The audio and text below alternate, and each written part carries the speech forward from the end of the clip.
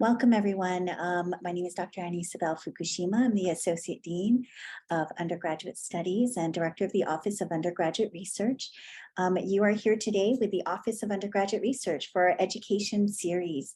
We're so excited to have Myra Washington, who will be speaking about racism in data and methods. And we'll say a little bit more about Myra, but first we have a couple of things we just want to remind folks about. This is a virtual event. And so that means we are being recorded. And so if you could please turn off your camera and mute yourself to ensure optimal experience for everyone. If you have questions, please use the chat feature and we will share those questions. Dr. Washington will answer those questions at the end of her presentation. And that we want to remind folks that this event is with the Office of Undergraduate Research. If you are an undergraduate researcher who is a Europe Scholar, so Undergraduate Research Opportunity Program Scholar, we do require our students to fill out an education series evaluation form if you're attending this event in the portion that is not live. And so after the event, the live event. And so please don't forget to fill that out for those that are joining us after the virtual event has been posted. Just a little bit about the mission of the Office of Undergraduate Research. It is to facilitate, promote undergraduate student, faculty, collaborative research and creative works in all disciplines through the University of Utah campus. In recognition that this excellence requires diversity, we pursue this mission through equitable programming that promotes diverse representation and social justice. We also want to recognize that we and acknowledge this land, which is named for the Ute tribe, which is a traditional and ancestral homeland of the Shoshone, Paiute, Goshute, and Ute tribes.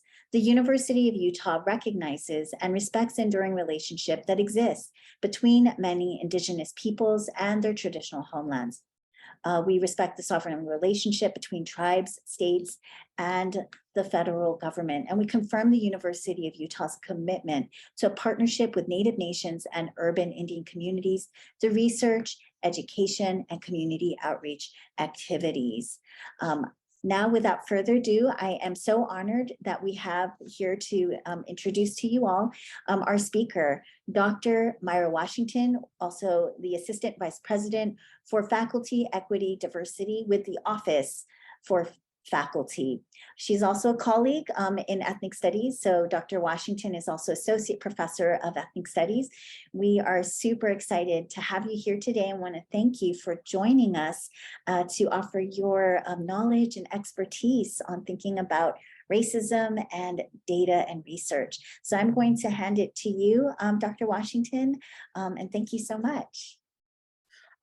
Thank you, Dr. Kashima, for having me, and thank you to the OUR scholars and mentors, all the folks who are here on this Zoom. I'm really excited for our conversation today. So I hope that you all came with your question hats on so that we can have a nice chat. So I like to start presentations usually with an open question. And so here is our start. Is there racism in data and in the methods that we use when doing our research? So if you guys want to put it in the chat, what I'm going to do is to stop sharing here for a minute, and I'm going to write the answers in the PowerPoint itself, because I know that this will also be available to folks. And so I want for people to be able to see some of the things that we're kicking around here in our Zoom. Or you can unmute yourself and say something if you'd like. But if you're shy, feel free to put it in the chat. So I'll wait for a few minutes. So if you guys want to answer this question, what do you all think? Is there racism in data and in the methods that we use for our research? All right, some thumbs up. Thank you to my thumbs up people. You really keep the Zoom experience alive. But you guys can also share your thoughts if you don't think so, or if you think in certain spaces. All right, so I'm gonna just put them into our PowerPoint as I'm seeing them pop up in the chat. So thank you to the folks who have started And the furious typing that you hear is me putting it into the PowerPoint, which then I will share with everyone again. So maybe let's take one more minute. Also, a copy paste function in the chat would be great, but apparently Zoom does not want us to be great. So I'm typing it. Hopefully I will get the errors. If there's a typo, please forgive me. Okay. I'll put the rest of the comments from the chat into the PowerPoint at the end. And I'm just going to stop with these verse 5 or 6. But thank you, everyone. This is already so great. Let me go back to sharing. All right, so some of the comments that I was seeing in the chat, there certainly can be. A lot depends on the approach. Yes, most of the data we work with has been created by white Westerners. Yes, regardless of discipline, our implicit and explicit biases creep into our research, hypotheses, and methods of data collection.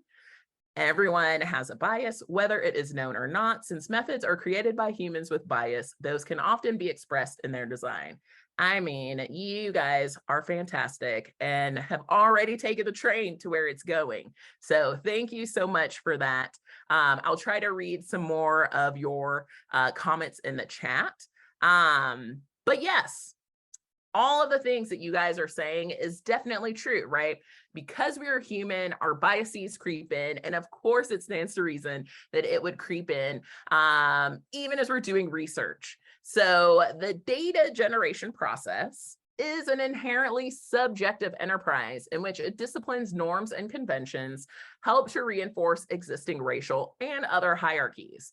So there's a wonderful comment in there about how whiteness has helped to structure much of how we think research is supposed to be done, or what is good research, or how to get data, or what is even data. And that's how we see oftentimes these hierarchies form. Data never speak for themselves. And this is probably the thing that when I teach, I have my students usually do a final project or a final research paper. And this is their takeaway point semester after semester, right? It is the question that we pose and those that we fail to ask, as well as our theories, concepts, and ideas that bring a narrative and a meaning to the distributions, the correlations, the regression coefficients, and statistics of all kinds. I love to question the question. Sometimes I will be on a dissertation committee and the defender, the grad student, soon to be PhD, will say, I know that you're going to say, what is this question? Did I think about this question? Have I questioned the question? And I will always ask them, so why are you asking this question? How did you decide that this was how you're going to collect data? Why did you decide that this data was the most important data to answer your question? And so on and so forth. And then lastly, without an explicit focus on social equity, the concerns of the most privileged members of society are overrepresented in data and research.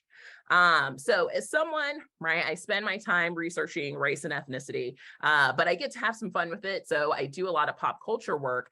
And what I see, right, are some of the sort of same shows or same music, same themes over and over and over again. And probably if I had you guys sit here for a minute and think about the culture that you consume, you would see, oh yeah, I do see the same thing over and over and over again. And so what I do is ask the question, why these things?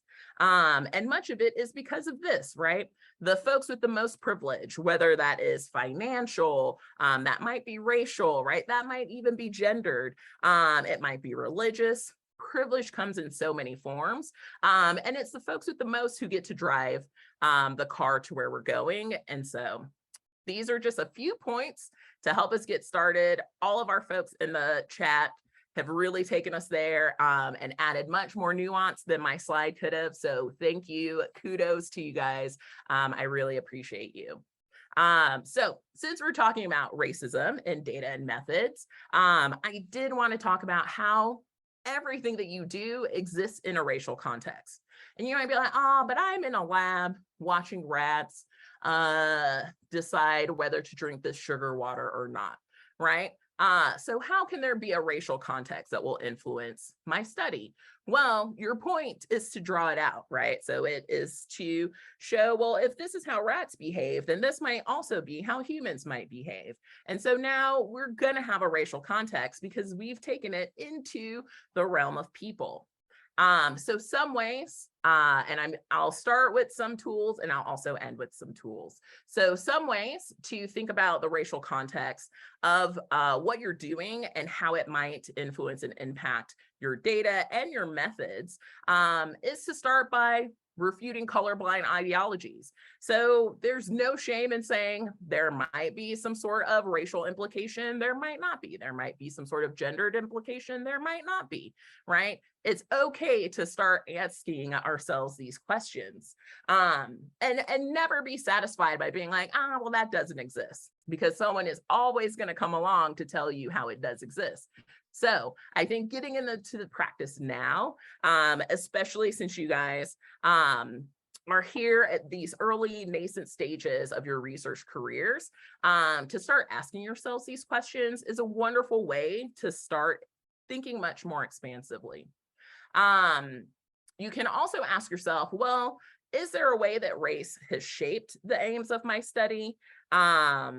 So maybe you're doing a study that looks into exercise routines of people.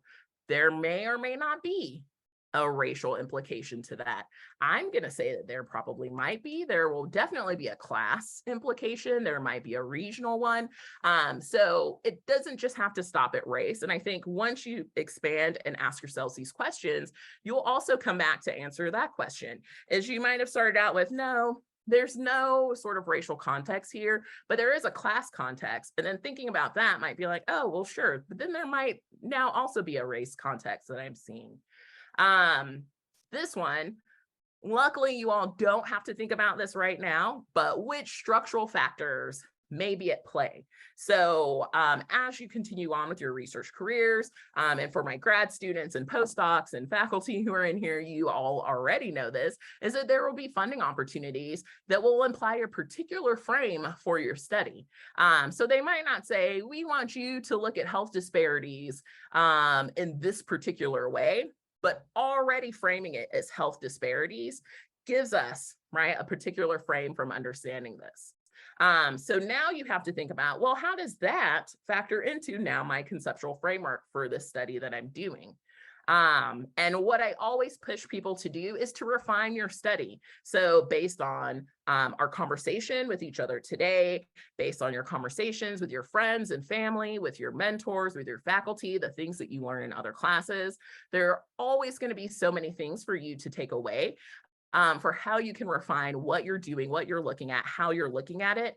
And so I encourage you to always take every single opportunity to refine. So here is one example.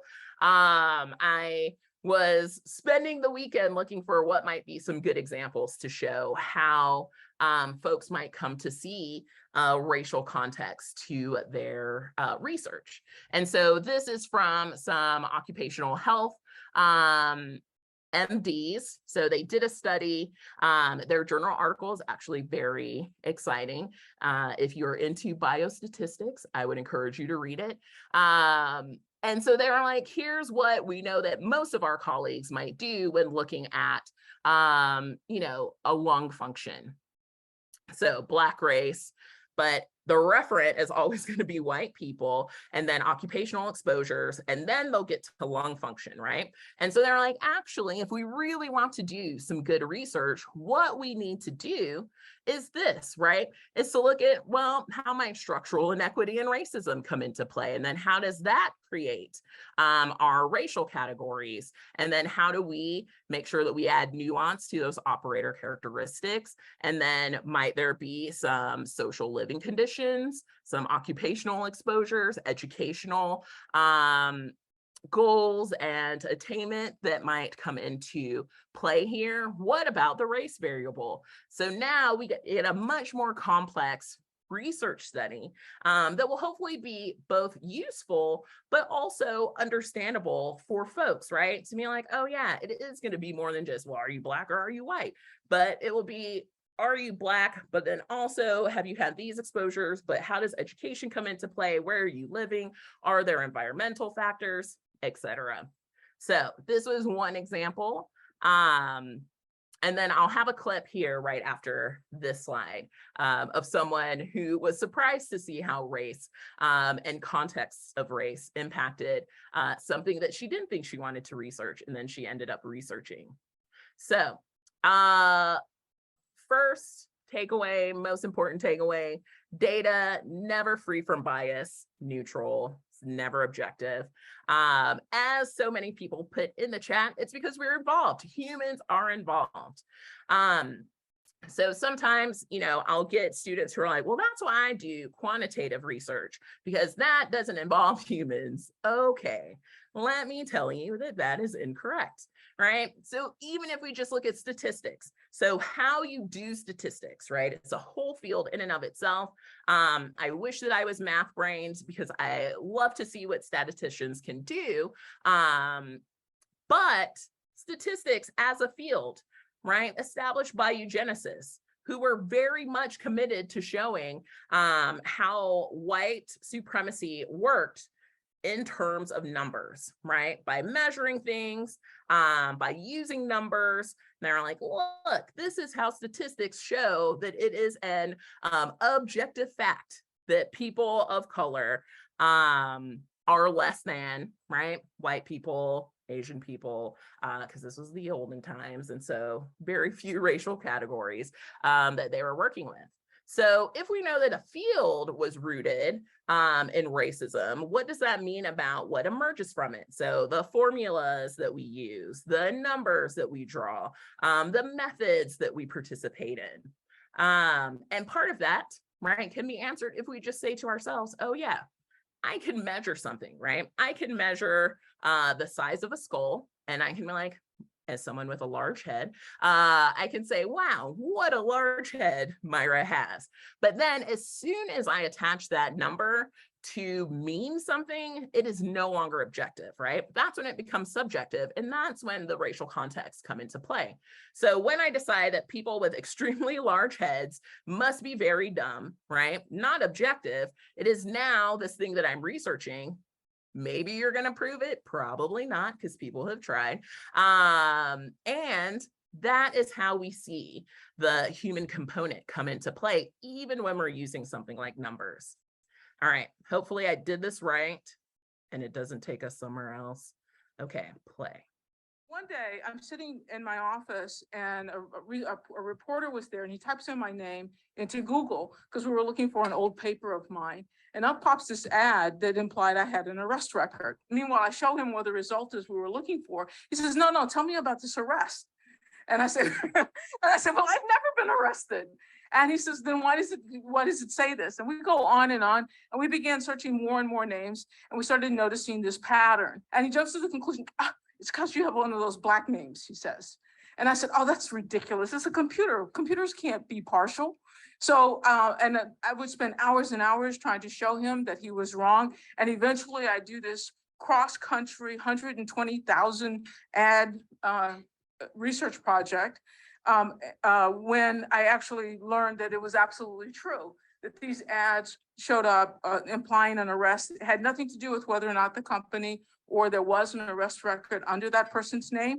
But if you had a name that was primarily assigned to Black babies, you were more likely to get an ad indicating an arrest than if you had a name more assigned to white babies. So let me stop sharing there for a minute, and then let's return to the chat. Maybe give your impressions of that clip. So what did you think about what Dr. Sweeney was saying? Or you guys can unmute. I don't know if you guys are allowed to unmute, but hopefully you are. If you are, feel free to unmute and also share if you don't want to put it in the chat. But what did you guys think about her revelation that, wow, this thing that I thought was objective and neutral is actually not? Maybe you can think about your own research. Has that cropped up for any of you guys as you're doing your own studies? where you're surprised and you're like, I did not expect that this would happen. And yet here we are. Did any of that happen? Yeah, so definitely a lot of examples in society. For sure makes you wonder who created the algorithm and what their biases are. So someone put, I guess humans created computers so it couldn't be objectively neutral. Yep, someone had to program it. It was surprising to see something so explicitly put together like that. We tend to think of computers void human influence. We do. We're like, here's this thing that just knows how to do stuff. There's another comment. Proves everything that we've talked about so far, how systemic racism has made its way into everything. This is why it's a system, y'all. It is really in there, right? I love this. And also someone who loves exclamation points. Thank you for the folks who also love exclamation points. Tools seem like they should be neutral, but it really depends on the holder and how they want to use it. It does sound like a programmer shortcut to reflect their limited understanding of life experiences of people from a certain group, for sure. It is interesting that biased behaviors can emerge from programming, whether or not the person programming shared those same biases. Yeah. So thank you so much for the folks participating in the chat. I'm going to go back to share screen. I was actually spending the weekend looking for, there was a show on CBS called The Good Wife. It was a lawyer procedural drama. And they had an episode where you all might not remember, but circa 2015, Google, when you would do an image search, if you tried to input, pictures of Black people, a Black person, the Google image search would return gorilla, right? So there was a time where it would say, this is a blank. And so for Black people, it would say, this is a gorilla. And so it was like a huge deal. And Google was like, whoa. First of all, we're not racist. Second of all, not sure how this happened, but everyone was like, we know how it happened, right? You all are saying it in the chat. Is that when our views are so limited and we keep ourselves from thinking as expansively as we can, right? This is what happens. Is it probably the programmers, they're putting it in, right? Put in pictures of themselves, their friends, their families. And if you did not have a really diverse and inclusive group of friends or network, you wouldn't have even thought to be like, oh, I should probably put in people from other races to make sure that this tool can accurately identify that these are people. If it only knows people to be super light-skinned, white-skinned, and gorillas to be these very dark, imaged animals, then that's how it's going to identify folks. So you all, again, hitting the nail on the head. But I will say, so the person who was like, well, the tools, it depends on how people want to use them. Sometimes the tools are the tools, right? And they're already invested in this sort of hierarchical, problematic, racist soup that we're in. And so there's no other way to use it but the way that it was created. And so no matter what your own inclinations are, it might just be that this tool is telling you that this is how it's going to be used. And so that's how your data now will be understood. And so there are some tools that we do use that are problematic. Some are definitely racist. So publishing. Thank you to Dr. Benny, who earlier in the chat said that much of what we know has been given to us by white Western academics and researchers. And so that also gets reflected in publishing. So when I look at journal articles, I look at journal editors, I look at who gets published, right? We see that that particular racial context has already stamped itself into what we're seeing as research. So if your faculty mentor is asking you to cite people and you're like, great, I'm going to go to these journals and cite people, but the only folks that you can cite are the ones that these editors, the majority still in 2022 who are white, have decided is something worth publishing. How might that impact your own project, your own research, your own studies? And we see, right, that it does in the data used, the methods used, the tools used. So part of what now has been happening in academia is that people are moving beyond just peer-reviewed work. So peer-reviewed, right? Journals, there's an editor, there's an editorial board. It gets sent out to 2, 3, 4 peer reviewers. It's supposed to be a blind process where hopefully you don't know the person whose work you're reviewing, and then you send it back, right?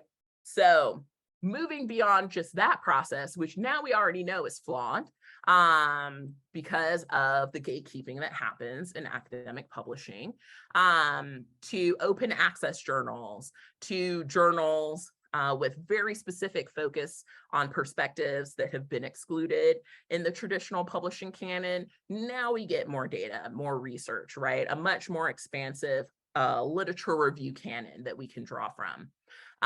Some other ways, and this will be probably a conversation with you all and your faculty, is to identify associations and networks that will highlight work from members that are part of historically excluded or minoritized groups. So say you're doing research on queer folks, and you're like, that's weird that none of the work that I'm citing seems to come overwhelmingly from members of the queer community. So are there spaces where you can find that work? Your faculty mentors will definitely be able to help you with that. But then also use lesser known databases and journals. In my own field, I'm an ethnic studies professor, but communication is what my PhD is in. One of my friends just started the Journal of Race and Communication. And people were like, well, you don't need another journal. And he was like, but we do, because this focuses on a very specific kind of work that doesn't exist in our other communication journals. So some that are racist, the Dewey Decimal System. Can I tell you guys that I was a nerd growing up, am still a nerd, but was like super nerdy as a child, so much so that when I got in trouble, my parents used to take away my library card instead of grounding me, right? So I love libraries, I love librarians, I love the Dewey Decimal System growing up. I knew it, I knew what the categories were. Never did I even think that, oh, that's wild, that literally the 200s of the Dewey Decimal System are meant to encompass 3/4 of the world's population. Meanwhile, I can see that Greek civilization is 300 to 399, Roman civilization 400 to 499, Europeans 500, right? So groups that got their own whole categories, and meanwhile, everyone else gets lumped into the 200s. Right. So Dewey Decimal System, you guys probably didn't even think I was going to bring this up today. It was not on your bingo card, but it is. And only to highlight that part of what we know as research, as things that are common sense, right, are already problematic. And so there have to be ways for us to work around it. Thankfully, librarians are working on a new cataloging system to replace the Dewey Decimal System. There's lots on the internet. So if you, like me, super nerded out when you heard it, you can see the different sorts of cataloging methods that librarians are suggesting. So I love it. It's a fun little rabbit hole. And algorithms. So Professor Sweeney was like, how could this computer decide that I had been to jail and arrested, even though I'd never been arrested, right? Algorithms created by humans. And so they'll never be free from the same inequities that we face offline. So sometimes we like to think online is going to be a better world. Online just reflects offline, right? So there are ways that we can also think about this and how we're using our tools to find data, find research, right? Find folks who are doing the things that we're excited about. So part of it is to use search filters. So there are lots and lots of search filters. It sounds like a lot of our comrades on this call are familiar with it. So please talk to your friends, talk to your peers, talk to your OUR folks. They will help you find filters that you might need for your study. And then also use more inclusive search terminology, even though sometimes it might mean using outdated terminology. So sometimes, because I will do research on Black folks, but if I want to find some historical data, I will have to say, okay, Negroes or African Americans, right? Or colored folks, in order to find the sort of information that I need in order to do my own research.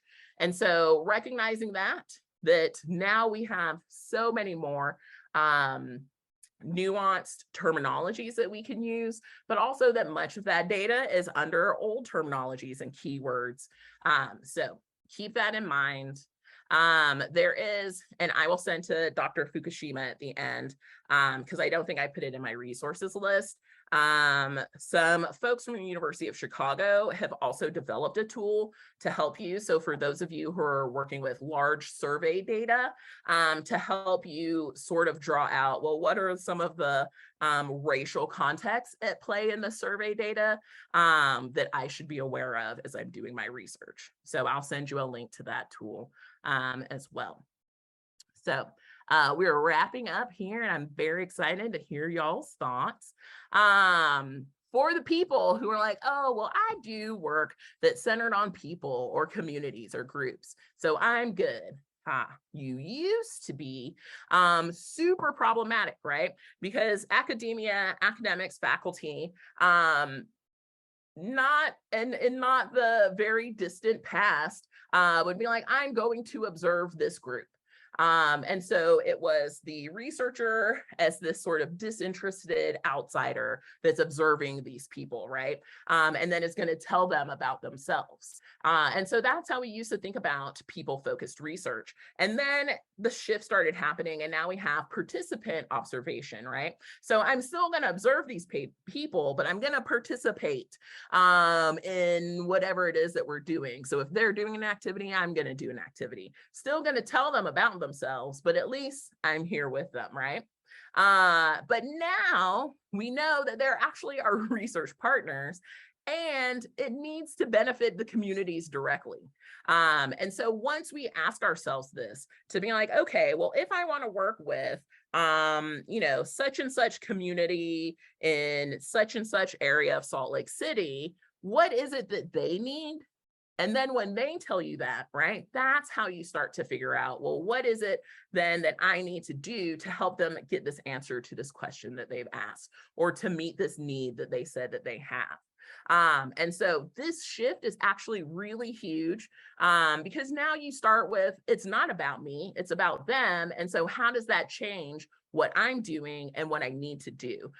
Because I am, right, directly working with them, and I should be accountable to them, and this needs to benefit them. So people, folks, not off the hook.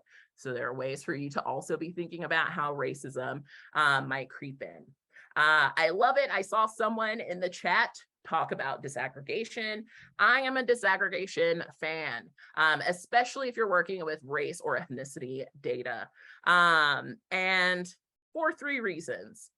Because it helps you to identify subgroups who may have different outcomes. So I am also a mixed race person. I'm Korean.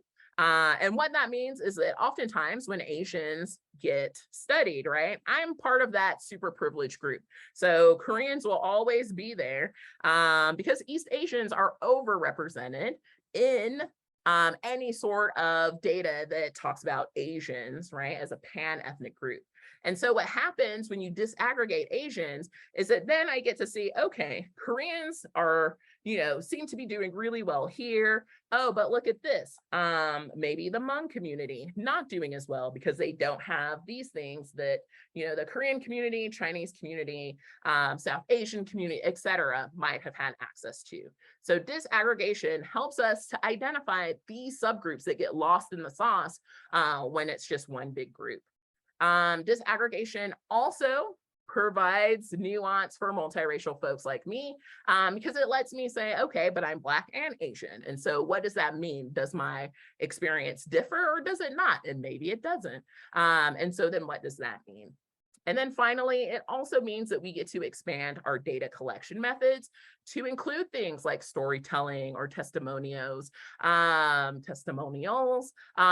of those sort of much more qualitative, super deep, super rich data collection methods are really useful here when we think about disaggregating data. All right, so some things happen when we address racism in our data and our methods. And one of the best things is that we get better outcomes. So here, right, the red is how we know that academia might look and might think about the work that we're doing, or the approaches that we try to take. So we do have better outcomes because researchers from groups that are maybe under-researched, under-resourced, under-asked, might not also exist in the university. And so while it might be nice to have folks who are part of these communities do work in the communities that they belong in, that means that we have to have them in our universities for them to then do this research, right? But we also see with community engagement and community-based research, now we see more and more universities putting a value on this. And so we're like, yes, we value this. For some of your courses, it might be required, but think about as you all move on in your research careers, for faculty, grad students, and postdocs, right? That this still is still undervalued and maybe career damaging, right? People might be like, you're not going to get the huge $20 million grant studying this community. You should do this community instead, or you should do this work, which doesn't involve people at all instead. And so we do see that happen. Innovative research may be required, right? I love innovative research. I love when I see faculty job applications and they talk about things I have no idea what they're talking about, because then that means that I have to go and do research and be like, okay, what is this? This is really exciting. But I know that the time that it takes for me to understand that means that folks are not going to put in that time, right? And so you might really suggest something and then your mentor will be like, no, I don't get it. People, grant reviewers might not get it. Peer reviewers definitely probably aren't going to get it when you submit it for publication. Tenure committees. So for those who are going on into academia, when you go up for tenure, you'll turn in your file. And tenure committees will be like, I don't know what this is. I don't understand. Is this part of chemical engineering? I've never seen such a thing, right? So that might be the negative side of really undertaking some innovative research, but I hope that it does not dissuade all of you who are thinking about doing things like this, because we need the innovation. And then finally, best practices. It may be community-based knowledge transmission, but this takes time, this takes energy, this will take money, and that may not even turn out to be something valued in your department, in your discipline, in your area. But I hope that you all will do this. And then if you're interested in more about this, Whitesell's book is really excellent. So end of the road for us. Some sort of practical ways to think about how we might address racism in data and methods is to do some things like decentering whiteness, which you'll hear a lot of people say, what does it mean, right? So part of the things is to say, hey, has there been an impact in who we study based on who has studied them? The answer is going to be yes. I'll give you guys that cheat sheet. But answering that question, right? So who has been understudied, or how have they been studied? Has there been an underrepresentation of the kind of researchers who we want to be studying these other communities or groups of people, maybe the communities that they belong in, will help you to answer some of these questions. Also recognizing that some fields have been built entirely, right, around whiteness and preserving whiteness. Anthropology is an amazing department at the U. And if you all haven't, they have a wonderful diversity page on their website where they talk about how they as a department are trying to dismantle the sort of foundations of anthropology as a field that has been centered on whiteness. It's one of my most favorite diversity pages. It's actually where I send folks when they're thinking about offers, even if they're not going into the anthropology department, just to be like, here are folks who are really committed to really dismantling how we think about race and the impact of racism in our research. So we've talked some about research methods and practices and the tools. And so expanding what you use is going to be an excellent way to decenter whiteness. That expansion also goes to citation practices. So sometimes when I teach, I will tell my students, this syllabus is entirely composed of women of color scholars. And most students will be surprised. Some students will be angry because they're like, why are you bringing race into everything? And then I ask them to go to their other classes and to ask their faculty about the demographics on the syllabus. So who is overrepresented, who is underrepresented, whose work are they reading, who gets included in the canon, who does not. And then they'll come back and be like, okay, I see what you're doing. And I make that very obvious because I want for you all to think about, oh yeah, it's really strange that we don't hear about X group of people, even though I'm studying X group of people. So please be as inclusive as possible in your citation practices. And also think about other avenues of information and data, oral histories, testimonials, storytelling. You know, talk to your family and be like, what do you guys know about this? It might not be data that you would cite in your study, but it will certainly be information that you will use to refine what it is that you're studying. So think about that. And here, I'm not going to go into it all because it's on this. And so I'll just be silent here for about 15 to 30 seconds so that you all can look at this. And so this is from a toolkit that centers racial equity in data integration. And so you all can sort of look and see, well, what is it that I'm doing? Am I leaving out historical policies? Should I be correlating it to outcomes, right? So this is a handy dandy little chart. So I'll be quiet so that you guys can have a look at it.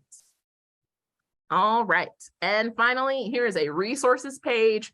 So everything that I've included in here shows up here. I'll add that final sort of survey, huge survey data tool to help you guys draw out some racial and ethnic context. And I will stop sharing. And please give me your thoughts, questions, comments, and I will catch up to the chat. Well, first of all, I just want to thank you, Dr. Washington, for your wonderful presentation. That was super enlightening, so much rich content to think about, the different ways we're thinking about where data, how we collect data, where data comes from, and yes, applause. Thank you for that. And so we'd like to open it up to discussion, questions. I'm sure maybe even think about the specific questions that you might have about your own research projects that you're working on. If you're seeing some of the things that Dr. Washington has brought up, like how do you pivot? How do you pivot a project? Maybe might be something to even start querying if you see that there's something already challenging, which in the presentation, none of our research is innocent. And so I would love to, yeah, folks want to use chat, or you can do the unmute yourself. You can turn your microphone off, or the other thing you can do is raise your hand, and you can find the hand, raise your hand in the, when you click on the features, the reactions. And so feel free to use a reaction to raise your hand if you'd like. We have a question here. It says, as we write our manuscripts, is there a process to have those read by experts like yourself so we can make sure we don't inadvertently perpetuate these issues? So that's the first question in the chat, and then Adam will go to yours after. Yeah, thank you. This is a great question. And part of it is one, to just start with your question. So that's the one that I always come back to say, all right, what am I asking and how do I answer it? And so when you're writing, you can say, well, did I already inadvertently perpetuate maybe some of these issues? So then you just address it up front. So sometimes people are like, oh, so now I got to take it out, start over. No, now you just address it, right? And so you're like, listen, I was going back, I see that this is, that I'm part of this context, that here's where I originated my question. And so that means that everything that follows will be part of this particular narrative. And sometimes all you have to do is just acknowledge it. The other thing is ask your peers, ask your faculty mentor, ask folks in OUR. So a lot of times I think that I know so many things and then I don't until someone else, right, will look at it and be like, oh, but did you see this, this, and this? And I'm like, I did not. Thank you for highlighting that for me, right? Because we have our own blinders on. And so having other folks also take a look at it is super helpful. And they might not even have to read your whole manuscript. You can just be like, hey, here's what I'm thinking. What do you think about this, right? And so just that conversation. And I say that selfishly because I think oftentimes academia feels like we're supposed to be isolated and to be doing this work sort of in our own offices, in our own areas, in our own labs, and never to talk to anyone else. And so I want to push you guys to talk to each other, talk to other folks. So the sooner that we start implementing that as a best practice for academia, I think the better that we'll see that folks will give you this feedback, that you'll have this network that's already accessible to you for this. And so those are like my two things that I think will help as you guys are looking at your manuscripts. Adam, yeah. Hi, can you hear me? Yeah. Okay. So the research that I'm doing is I'm looking at school climate, particularly with queer identities. I'm looking at a school specifically that has like institutionally built like safe spaces for queer students. And we're doing like assessing climate through surveys. And I want to make my build the survey in a way that is inviting towards the conversations of intersectionality, particularly in the context of race. But I don't particularly know how to write questions in a way that opens that conversation. So I'm like still focused on like queer students, but allowing and encouraging the conversation of any other identity they want to bring into it. Yeah. Do you have any recommendations? And you're going to do a survey? You're not doing interviews or focus groups? There will be focus groups as well. Okay. I mean, there are ways so to ask that question, and I guess part of why I'm asking if there's going to be interviews or focus groups is that people might not even answer that question even if you put it in your survey tool. And so how else could you get that data is where I'm trying to push you to. And so if there is a follow-up part where you're asking them questions in the interview or the focus group that will allow them to talk about their identities or, talk about their experiences, that might be the more effective way than your survey instrument. But yeah, I don't know. Does that help you to think about a sort of? Yeah. I would suggest also maybe you look at instruments that were successful at recruiting communities of color, read articles that have published and see, are they asking questions differently? But one of the things that's challenging about surveys, I would say, is that not everyone will take the time. And so you may limit the scope of who will based on how busy they are, based on education and based on recruitment. And so that becomes a challenge in itself, is that then you're already kind of limiting yourself to a particular group who's more likely to see the survey. And so the question becomes, are the organizations you're connected to diverse in themselves? And so who are you recruiting with? Yeah. Yeah. Sorry, I didn't mean to get in there, Myra. No, that's perfect because Yeah. your question, Adam, ties to you, Anna's question perfectly.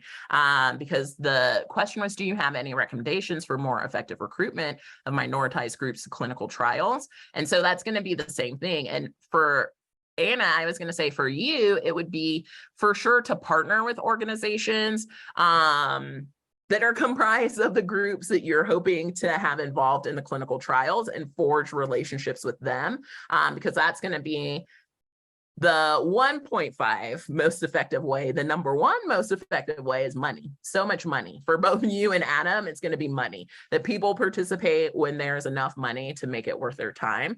And so, which is a huge structural barrier because you're like, where am I going to come up with so much money to pay these people to participate in this thing that I need, right? So number one is going to be money, but then 1.5 will be, can you start building relationships with folks who are either members of the community that you're hoping to recruit, or who work directly with the community members that you're hoping to recruit, or people. So that's going to be, 1.5. So I hope that that helps you too. And maybe you can ask Dr. Fukushima for so much money. So I'm just going to put it out there in a recording. The next question is, how can we as undergraduates push our methods courses to focus on, if not at least include information on racial biases? Okay, can I tell y'all a secret? You guys are the most powerful weapon that we have at the university for change, because everything revolves around you guys. So I push, right, from my position to say, when we're thinking about tenure and promotion of faculty, we need to be more expansive. And so I can do it that way. I can revise policies and processes to make sure that that's happening. But you guys, even just asking the question is so powerful. Just asking your faculty who teach the methods courses, hello, can we have a module on racial bias? So how do we address it in our own research? How do we identify it when we're reading other people's research? What are some things that we could do that will be better so that we can have improved and much more nuanced studies that we do ourselves? So you guys ask your faculty and be like, hey, can we have something about this? And then if they give you any shit, you let me know. And then I'll be like, hey, do not give them any shit, because they're asking a question. So please answer their question. So that is my best way for you guys to do it. And I hope that you will, and know that super behind you. I know Dr. Fukushima is behind you. There's so many folks who are also making these pushes just from their faculty positions. And so to have students join would be amazing. Yeah. All right. When data is blindly believed, it seems like it can be damaging to minority communities. How can we go about telling people that damaging narratives from biased data are untrue without diminishing their trust in researchers and academia in general? Amelia, if we had that answer, feel like we would have had a different last probably decade in the US. But part of this is kind of difficult because it's hard, right? We've been raised our entire lives to believe that data is best, right? Data is objective, data is neutral. And so there can't be anything that pushes back against data, because how could you? And so I think one of the ways to do it, to not diminish trust in researchers or scientists or academia in general, is to just say, well, data is here, but the meaning that we've attached to data, right, is with us. And so maybe just reminding folks that the numbers themselves are just numbers, but the meanings that we've attached to these numbers or narratives or anything else, right, images, whatever it is that we're looking at, is tied directly to people. And we know that as a people, we always have room to grow. There's always improvement that can be made because none of us are perfect. And so I think that might be, I hope is the way, I mean, that's how I kind of try to explain it to folks, is that, yeah, people will run experiments and hopefully those experiments are replicable. And then if they're not, now let's talk about it. So what was going on? Why can I not reproduce what you did? Did you do something differently? Am I thinking about things differently? That's possible because we're two different people. And so I think that might be the way. It's just reminding folks that people are people and that we all have our own biases, our own lenses, our own experiences, and that will most certainly influence how we look at this data, that might help too. And also, I like to remind people that a lot of things, right, for academics is meant to be a discussion, is meant to be challenged. So, sometimes, students will be like, oh, I hate that we were talking about climate change. People don't even think climate change happens. And I'm like, well, scientists think climate change is happening, but they might disagree on the cause of climate change, the severity of climate change, the impact of climate change, right? And so that's then when we get into, well, what do you mean? And so that might also help too, is if you kind of turn it around and you're like, well, when you believe this data, what is it exactly that you're believing? And so that might also be an in. All right, Tabitha, trying to develop a training series about how to incorporate EDI into research teams and grants. Are you aware of any resources that might be useful for this task? I think so. And Tabitha, I was going to send you an email today anyway, so this is perfect. I will include it in the email to you. And Levi, I think. Maybe Levy, but I'm going to go with Levi. A dean reviewing a study I did on Utah's tech workforce felt that my emphasis on racial and gender disparities, pay gaps, and underrepresentation would discourage, for example, women from going into a field that looks unwelcoming. My intent was to highlight Utah inequity so society and decision makers could face and address them. Yeah, do it. Do it, Levi. Include it. I also get that same pushback when I we'll talk about recruiting faculty to Utah, right? And I will say that Utah as a state might be unwelcoming for some folks. And then people are like, no, that's going to discourage people from coming. People can, right? They will know. They either can read what is before them about how this tech field looks, or they will be able to see it or hear about it. And so I think, to be honest, is going to be much more generative than to try to not include that in your work. And it's hard. So I'm not even, I was going to sugarcoat it for you, but I won't, because it's going to be hard, right? Is that people won't want to have to address the underlying issues that have brought it to where you're now looking at it. So, yeah. Yeah, and you're getting more support from faculty. So many people are afraid to go there, and Utah is changing. So yeah. So we're encouraging you, go for it, do it. Well, I just want to thank you. This has been really lovely and very encouraging. I want to remind folks to don't forget to evaluate this presentation if you'd like. I also want to leave you with a resource and remind you that the Office of Undergraduate Research also supports diversity, equity, and research. And so we make it a priority in who we support and the partnerships we have across campus. So please reach out, apply for funding if you haven't already, if you're a student. And for faculty, we encourage our faculty to connect with the EDI efforts with the VPR's office and provide your feedback to them on what you might need to continue to do the work that you're doing. So again, thank you, Dr. Washington, for a lovely presentation. I want to thank all of you for spending your hour during the lunch hour with us during this education series. And we're going to let you all have a wonderful rest of your day. Thanks, everyone. Bye.